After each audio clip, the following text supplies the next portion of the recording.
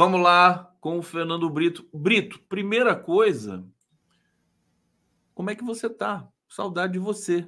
Como é que Olha, foi esse período aí? Você sabe que nesse período que você ficou aí também se recuperando e tal, eu fui hackeado, e acabaram com o meu canal. Não sei se acho que você nem tá sabendo disso aí, né? Eu passei também por maus bocados, mas tá tudo bem também agora comigo, viu? não, olha, Conde, completei 65 anos e eu não podia deixar de começar esse retorno aqui, em primeiro lugar, agradecendo a todos os que, com todas as minhas limitações, sentiram a minha falta, todos os que me apoiaram nesse processo, amigos, conhecidos, leitores do blog, né? Um mar de gente que me possibilitou, inclusive, entre outras coisas, sobreviver a esse período materialmente, porque, além disso, né, foi um período também de muita agonia, que só recentemente começou a melhorar de uma maneira tão inexplicável quanto apareceu. Depois de 1 ano e 2 meses, eu ainda não tenho um diagnóstico fechado sobre o que eu tive, o que eu tenho, o que eu terei, mas estou tendo o melhor das assistências, graças aos amigos, graças aos médicos do SUS que estão me tratando, embora eu tenha feito alguns exames na rede privada. O grosso do meu tratamento foi no SUS, como deve ser o tratamento das pessoas, porque, afinal de contas, todos nós somos iguais. Né? E não é possível reproduzir na saúde o que alguns obscurantistas defendem naquele julgamento do TSE, do STF, né, que quase se concluiu ontem, né, achando que umas pessoas, né, umas pessoas devem ser tratadas de outra maneira e outras devem ser tratadas de uma maneira diferente quando o problema é igual. Então, é esse agradecimento que eu queria fazer e que queria também seguir uma máxima que é do meu tempo, já distante, do jornalismo, que é jornalista não é notícia. Vamos falar dos fatos, vamos falar do que interessa à nação, vamos falar do que interessa ao cotidiano das pessoas. E eu acho que nós temos uma pauta bastante extensa, além desses dois absurdos que foram tratados ontem, hoje, da eleição ontem do Nicolas Ferreira e da Caroline de Toni para as comissões mais importantes, a meu ver, da Câmara dos Deputados, né, nós temos que tratar também da pesquisa Quest, que foi notícia ontem, e que eu acho que ainda está carecendo de melhores explicações para a oscilação que ela mostrou no apoio e na popularidade do governo e do presidente Lula. Perfeitamente, Fernando Brito aqui conosco mais uma vez. Eu estou super feliz dele estar aqui mais uma vez com a gente. Edson Antunes, grande Brito, cadê o Miguel Paiva? Por que está perguntando o Miguel Paiva aqui? O Fernando Brito é amigo do Miguel Paiva. O Miguel Paiva não está aparecendo por razões pleonásticas, porque o que o Brasil está vivendo hoje é uma caricatura. Então... tá explicado. Pronto. Explicou a ausência do Miguel Paiva. Estou com saudade do Miguel Paiva também. A Paula Eduarda Canhadas, Fernando Brito, sou sua fã. Saúde e sucesso, querido. Mensagens para o Fernando Brito aqui. Reencontro. Estou me contentando com a primeira parte, só a saúde já, o sucesso já. Sucesso não precisa. Sucesso é a frase que justifica o uso daquela palavra latina, vanitas. Entendeu? Vanitas. Ele é fugaz. Ele é apenas um... Brito, vamos falar desses dois absurdos, então, e depois falar da pesquisa Quest, vai? O Nicolas Ferreira e a Caroline de Toni. Faz parte, né? Ter essas... É que essas figuras são muito extravagantes, né? Não, ele não é extravagante. Ele é um idiota, ele é um grosseiro, ele é um desrespeitador, ele é um sem vergonha. E nos idos tempos em que eu me criei, esse rapaz já deveria ter recebido o devido bufetão. Porque era assim que se tratava. O que ele fez vestindo uma peruca para ir debochar de transexuais na Câmara dos Deputados, olha, é inacreditável. É inacreditável que a Câmara dos Deputados não tenha tomado as providências contra o rompimento do decoro. Aquilo ali é uma casa pública, paga e muito bem paga, com dinheiro público. Não é palco para stand-ups de rapazetes evangélicos que não guardam a mínima ligação os preceitos que fizeram uma fé, uma cristã, durar 2000 anos. Isso tem que ser tratado com a devida dureza. A gente não pode ficar encontrando palavras macias, arredondadas, para chamar esse tipo de molecagem de política de ultradireita. Já que está na moda dizer que a gente não pode citar Hitler, eu duvido que até um personagem doentio como aquele se tivesse prestado um papel ridículo e caricato de aparecer de peruca para justificar a perseguição nazista contra os homossexuais. Então, isso aí não é para ser tratado assim, é para ser compreendido. E isso é o mais grave.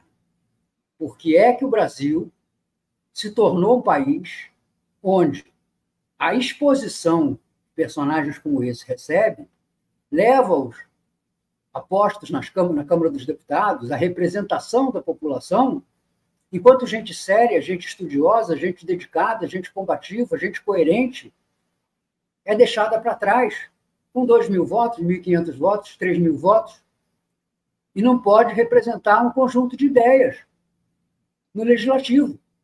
Isso está errado. Esse problema é mais profundo. Ontem, eu estava assistindo, eu não me lembro quem foi, se foi o Gabeira, se foi o César Tralli, acho que foi o Gabeira, na Globo News, dizer que o Brasil está vivendo os males do presidencialismo falido. Ah, não, foi o Jorge Pontual, lembrei agora. O presidencialismo falido, né, que assola as democracias que remanescem presidencialistas no mundo, como o próprio Estados Unidos, ele usou o exemplo do Trump. Não é isso. Nós estamos vivendo o problema da destruição dos partidos políticos. O que são os partidos políticos? Com todos os defeitos, os partidos políticos da República de 46 eram muito mais representativos. Você tinha cisões dentro do partido, mas eram cisões de posições políticas. A própria UDN, que era o partido que representava a direita, né, ela tinha alguns extremistas, etc. e tal, mas ela, essencialmente, era um partido preso, até a aproximação do golpe de 64, às práticas democráticas. Então, acho que isso, Cone, eu acho que isso é o mais grave.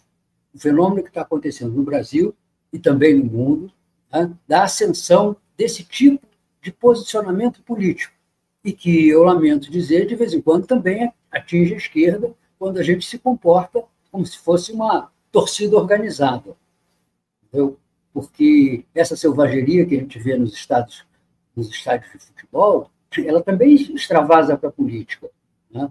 Quer dizer, a minha razão, a minha torcida, o meu time, passa a ser uma razão absoluta para a destruição do que eu considero não apenas o adversário, mas considero o inimigo, que como inimigo tem que ser exterminado.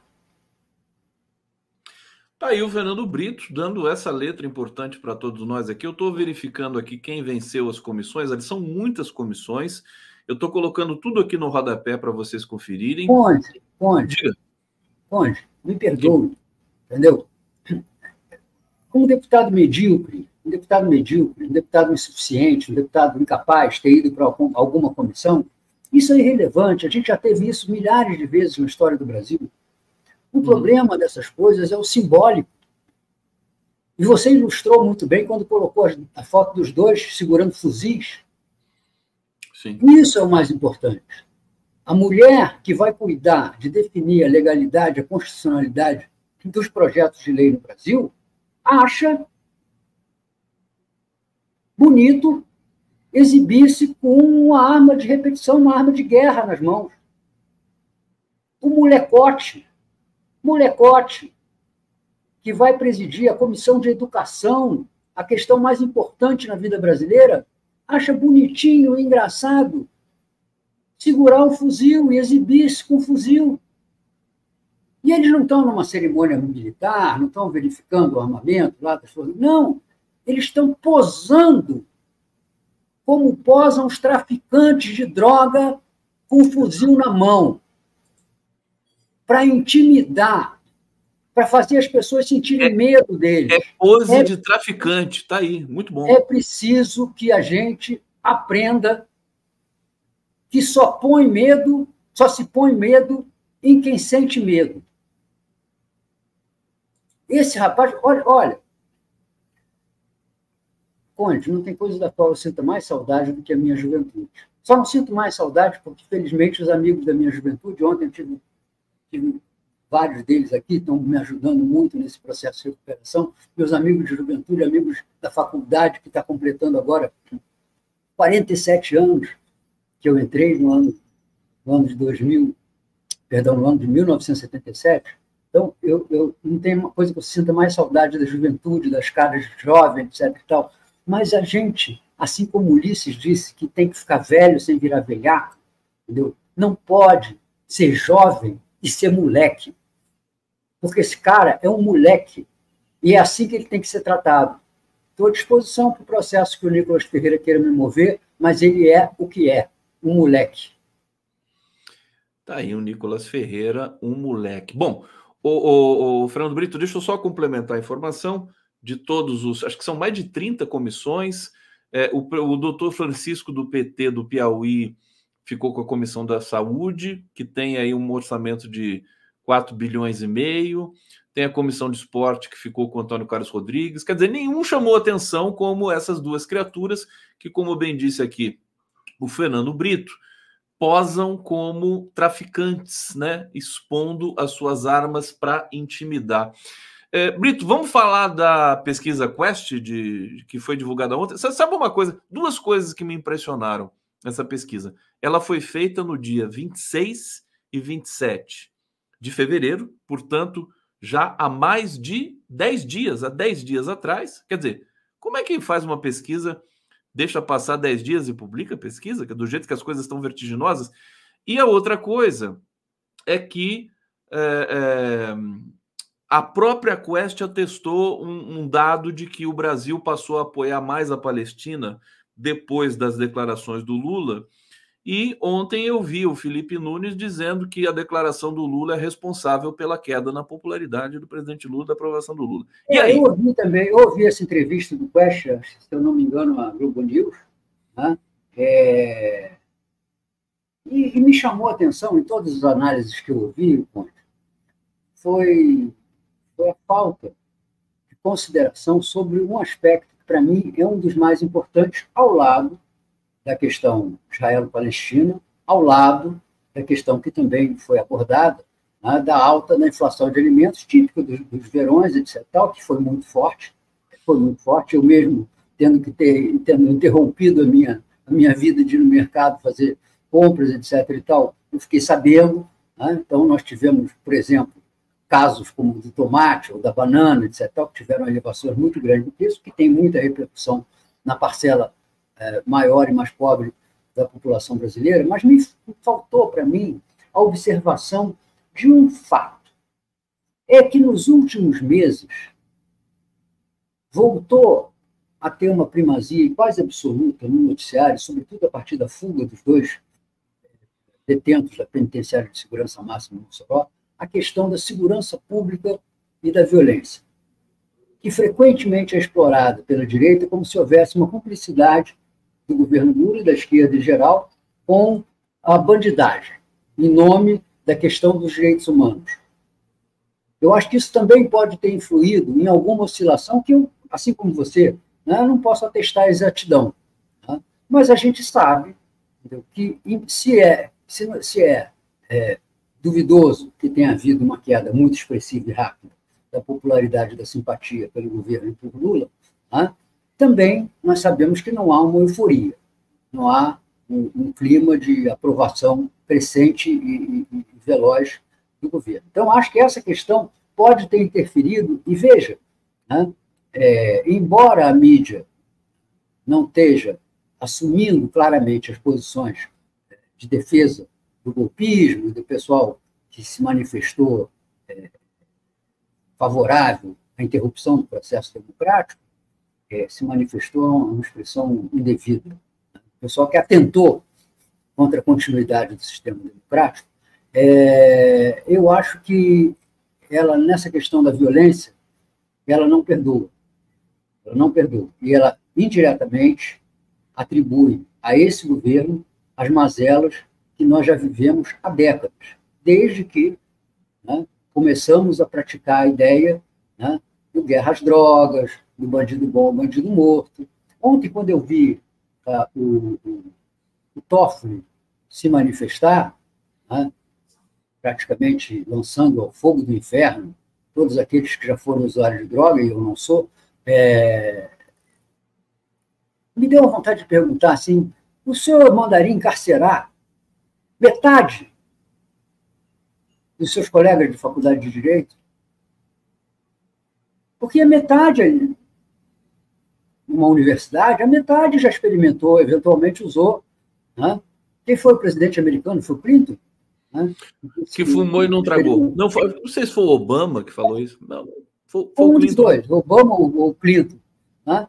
Então, o que nós vamos fazer? Vamos tratar essa pessoa como se fosse um traficante de drogas? Encarcerar 4 anos numa das penitenciárias superlotadas, abarrotadas de gente que tem no Brasil? Claro que não, isso nunca funcionou. Isso nunca funcionou. Entendeu? Então, é hipocrisia, mas não é disso que nós estamos falando. Nós estamos falando do efeito disso sobre o governo. Sobre o governo. O efeito disso sobre o governo, para mim, ele está subavaliado, né? E nós tivemos também, nesse período, a mudança, né, do ministro da Justiça, do Flávio Dino, para o respeitabilíssimo Ricardo Lewandowski, que, malgrado essa sua qualidade como ser humano, como jurista e como homem operador do direito, ele é alguém muito menos combativo, ele bate muito menos bumbo. Tá? Eu tenho certeza que, se a gestão ainda fosse de Flávio Dino, essa questão da fuga dos detentos do Mossoró estaria sendo tratada, pelo menos do ponto de vista da comunicação, de uma maneira diferente da que está sendo tratada agora. Mas o Capelli estaria no mato, lá com um facão atrás dos... eu já acho aí um pouco de exagero, entendeu? Um pouco de exagero. Eu acho que isso aí é comportamento do dirigente público, do funcionário público, né, que, como não tem respostas a dar, né, fica fazendo exatamente como fez o Nicolas Ferreira e fez a Carolina de Tônio, né, exibição de um suposto poder, de uma suposta força, né, com uma imagem dessas de segurar fuzil, embora eu acho que o Capelli não fosse chegar a esse grau de exibicionismo.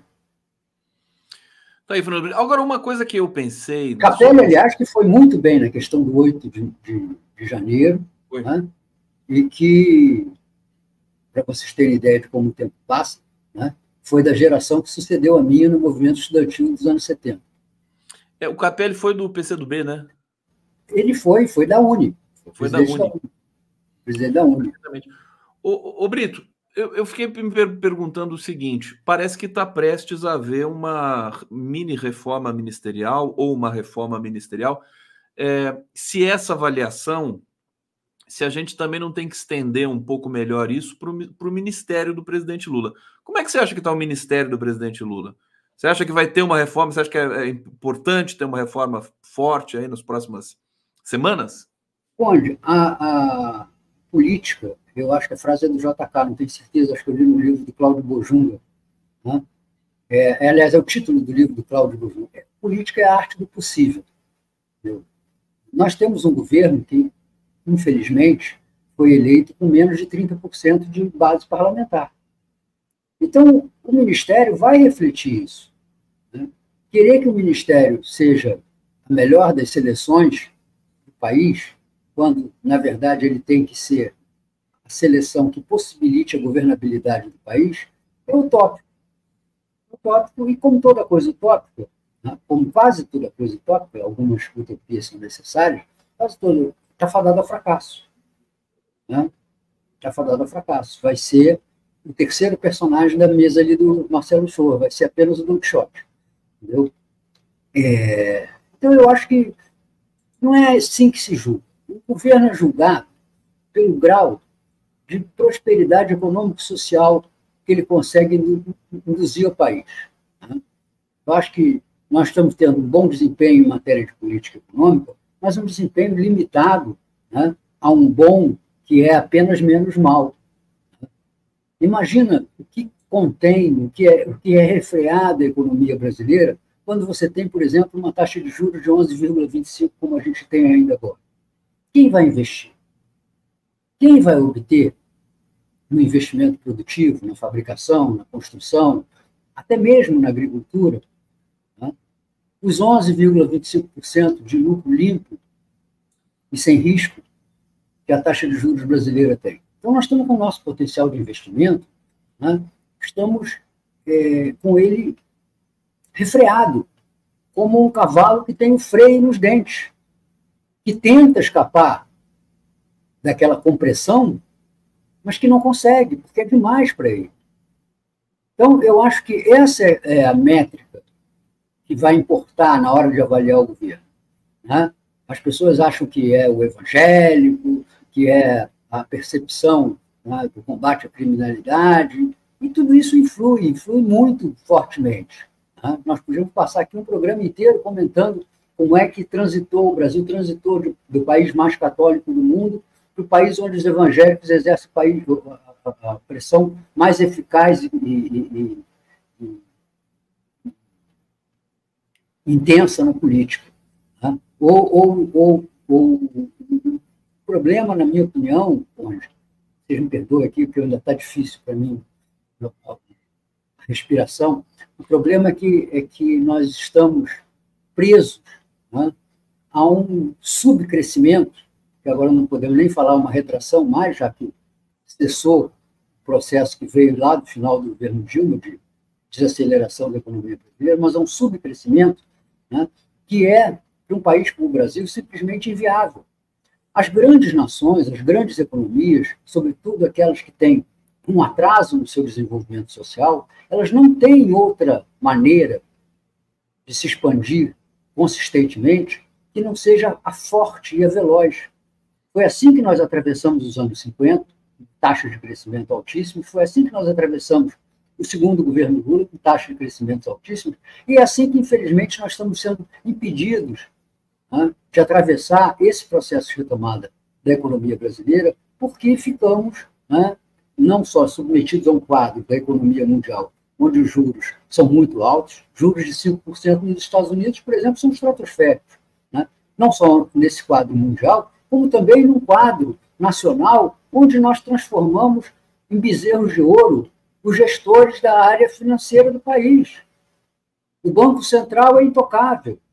Agora estão falando em mais autonomia, né? Sem tocar, aliás, no ponto essencial dessa questão de mais autonomia, que é o poder de regular o próprio salário dos técnicos e auditores que o banco mantém a seu serviço, criando, né, copyright para o Milei, uma casta absolutamente incompatível com a vida brasileira, num país que já é cheio de castas, castas jurídicas, castas policiais.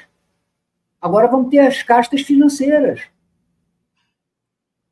num país que paga R$3.000, R$2.000 e poucos a um professor. Pensar em pagar 40, 50, 60 mil reais, né, a um operador de Banco Central, embora ele possa ganhar isso no mercado, está aí o mercado, se ele quiser, né, é uma ofensa aos sentimentos de igualdade, de equidade que um país deve ter na hora de decidir os caminhos da sua própria gestão. Aí, o pessoal está comentando aqui. Eu coloquei o Pix do Fernando Brito na tela, pix@tijolaco.net.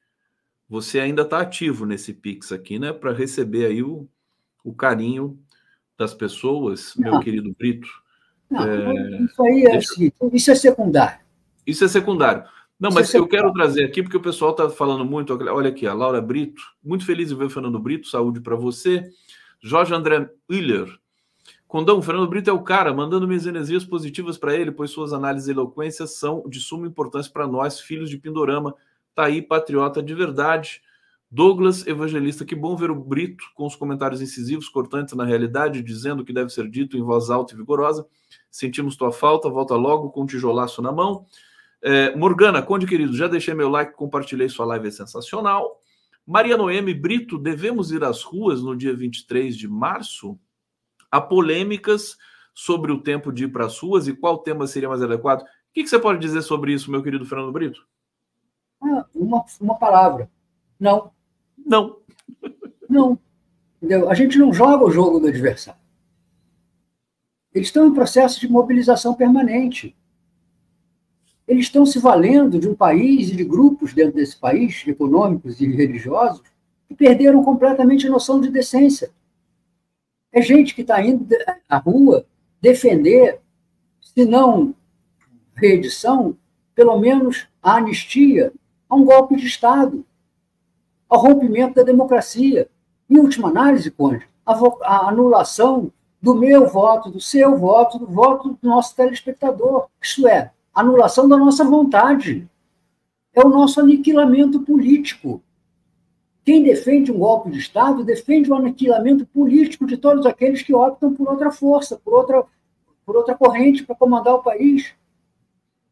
Então, nós estamos assistindo a um quadro em que uma parcela expressiva, e a gente não pode deixar de reconhecer, como fez o Lula, muito grande da população, está indo quase que assumidamente defender que se viole a democracia, que se anule, que se extingue, que se dizime a vontade de cidadãos brasileiros em nome daquilo que eles acreditam que seja correto e que não mostrou, na prática, durante os anos que teve controle completo do país, ser capaz de fazer vitoriosa a nossa ânsia por crescimento, por justiça, por equidade no Brasil. Ao contrário, qual foi a grande obra do governo Bolsonaro?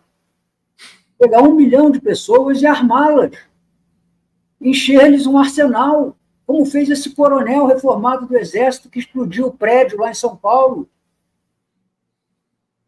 Parou esse assunto.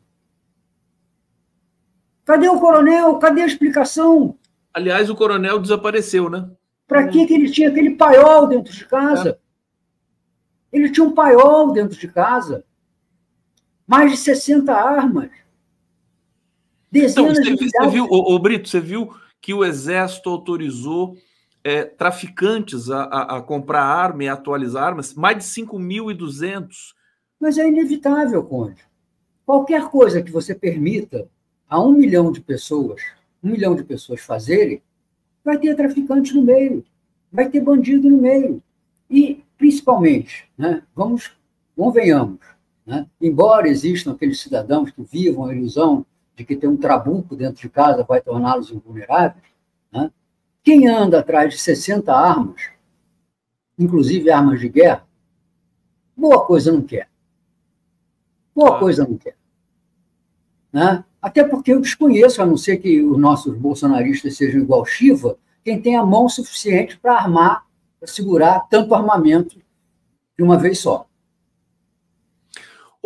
Brito, você, diante desse quadro, o que a gente vê é que o STF e as autoridades, de maneira geral, não estão recuando, não estão aceitando a intimidação do pedido de anistia, dessa coisa do Bolsonaro levar as pessoas para Paulista e tudo mais. Como é que você acha que está os depoimentos dos generais, por exemplo? O Freire Gomes ganhou muito destaque nesses últimos dias aí e praticamente encerrou as chances.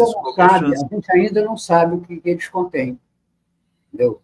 Porque o que vai dar verossimilhança a esses relatos é exatamente o detalhamento. O quando, o quem, o como. Todas essas respostas que a gente tenta dar no texto jornalístico, né, elas também, na investigação policial, são essenciais para a compreensão da mecânica delituosa, da mecânica do crime. A primeira coisa que nós temos que superar é a patética defesa do Bolsonaro, dizendo que, olha, né, se a gente não tentou, na prática, né, não houve golpe. Ora, o golpe que se tenta na prática, das duas, ou ele vai ser a nova lei, porque vitorioso, ou ele vai ser o provocador de uma chacina. Porque, como disse, aliás, também de novo, com razão, o Bolsonaro, né, depois da eleição, certamente iria correr sangue, né, da tentativa de anulação do mandato legitimamente conquistado pelo vencedor das eleições. Então, acho que essa questão, né, ela meio se autorresponde. O que me preocupa mais, né, e que eu talvez caracterizasse no STF, é que é um dos poucos redutos onde ainda existe uma direita, um conservadorismo racional. Esse é o problema. Né? Ninguém vai dizer, por exemplo, que Alexandre de Moraes é um esquerdista. Ninguém vai dizer que Alexandre de Moraes é um adicto, é um propagandista ou é um defensor do uso de drogas. Vamos lembrar, como alguns mencionaram, né, que ele, alguns anos atrás, quando secretário de Segurança Pública, né, apareceu em fotografia de facão na mão cortando plantação de maconha. Nem que ele seja um lulista, nem que Gilmar Mendes seja um esquerdista. Né? O que acontece é que ainda sobrevivem alguns liberais que faltam na direita brasileira. Desde o processo que levou o Aécio Neves a se tornar o símbolo do PSDB, o conservadorismo brasileiro vem adquirindo esse grau de radicalismo, que ainda era contido enquanto eram os tucanos, mas quando passou a Bolsonaro, perdeu completamente os freios. Então, o nosso problema é o seguinte, além da esquerda ter como representação, o que normalmente ela teria, 1/3 da Câmara dos Deputados, e é geralmente isso que acontece nas eleições, o candidato de esquerda tem 1/3, ele perde completamente, né, aquele miolo que fica entre o seu eleitor e o eleitor da extrema-direita, que também controla, historicamente, 30% dos votos. Então, esses 40% que remanescem entre uma força e outra, eles se transferiram, quase que na totalidade, pelo menos na grande maioria, eles se transferiram para o polo da extrema-direita, e é isso que torna a extrema-direita tão perigosa. Veja o que aconteceu lá. Continua perigosa e vai continuar perigosa. Né? Vai continuar perigosa porque nós estamos vivendo um processo, né, de irracionalidade. Nós estamos menos preocupados no que vamos fazer para nossas vidas melhorarem, para o nosso país progredir, para o nosso grau de justiça social se ampliar, e mais preocupados em defender, volta ao Don Quixote, moinhos de vento. Deixa eu te fazer uma pergunta. Espera só um pouquinho, que eu acho importante a gente falar sobre isso. Antes, só trazer a Márcia Castilho Salles. Precisamos ir às ruas para defender nossas pautas. A direita está avançando com nossa estagnação.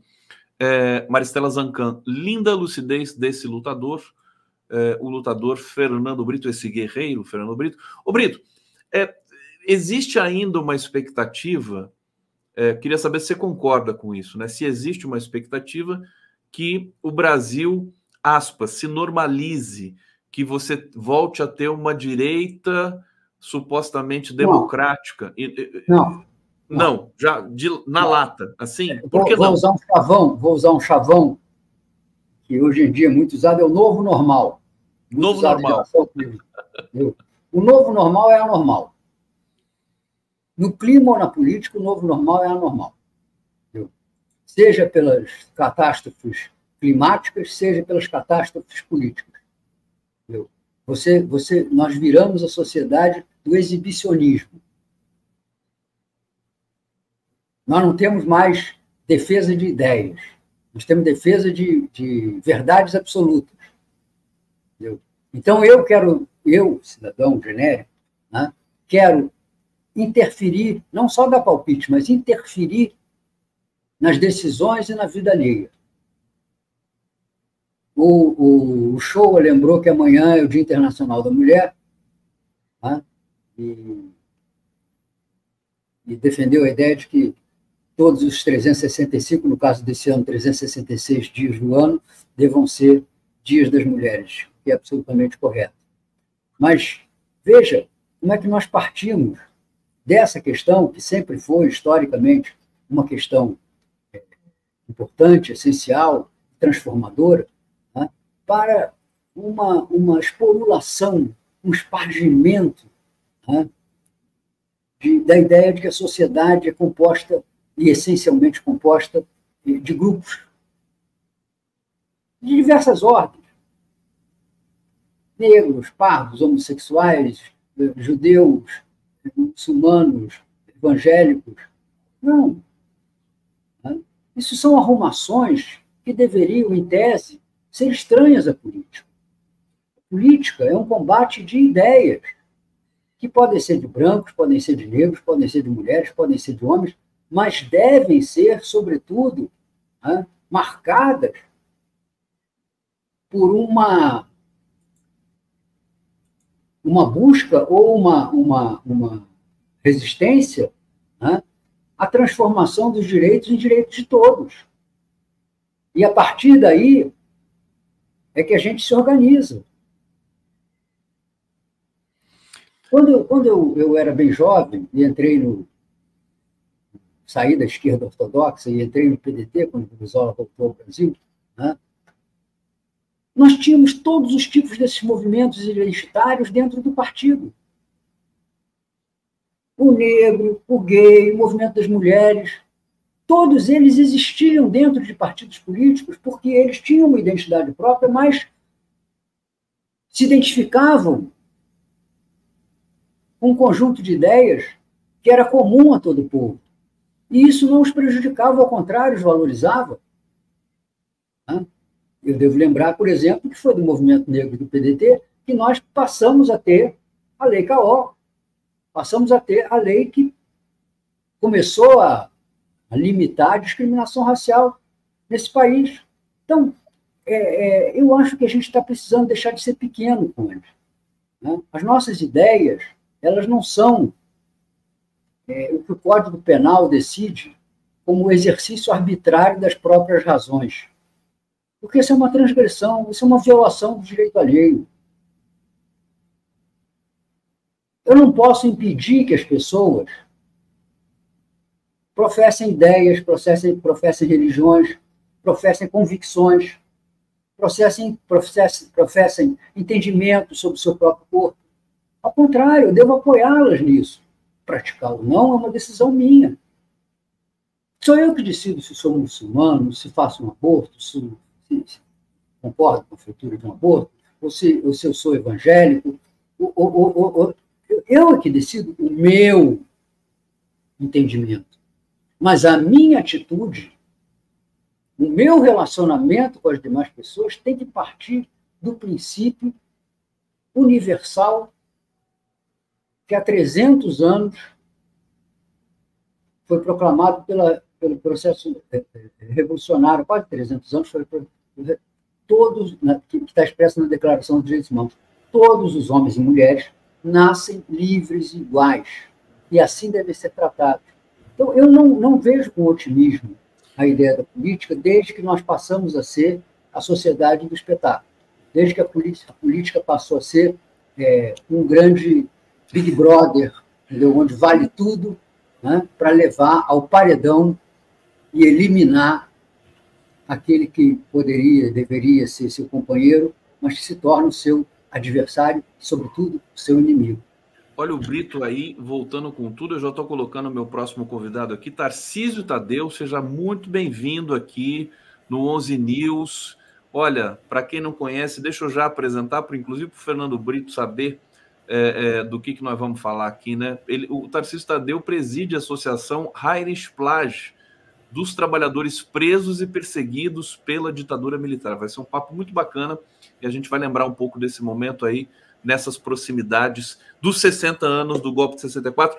Tarcísio, bem-vindo, querido, aqui no 11 News. Obrigado, viu, por nos atender. Tá me ouvindo bem aí? Tá tudo bem? Te ouvindo bem. Tá chegando a minha voz aí? Opa, chegou bem também. Saudar aqui o Fernando Brito e o Conde. Estava assistindo um pouco aqui a exposição do Brito. Vi que nós temos muitas coisas em comuns aí, Brito. Recebe um abraço, minha saudação aí. E ao Conde... Sobretudo, Tadeu, o fato da gente ter visto que o Conde não viu. O que foram aqueles dias, meses e anos do pós-64 em matéria de repressão e em matéria de violência.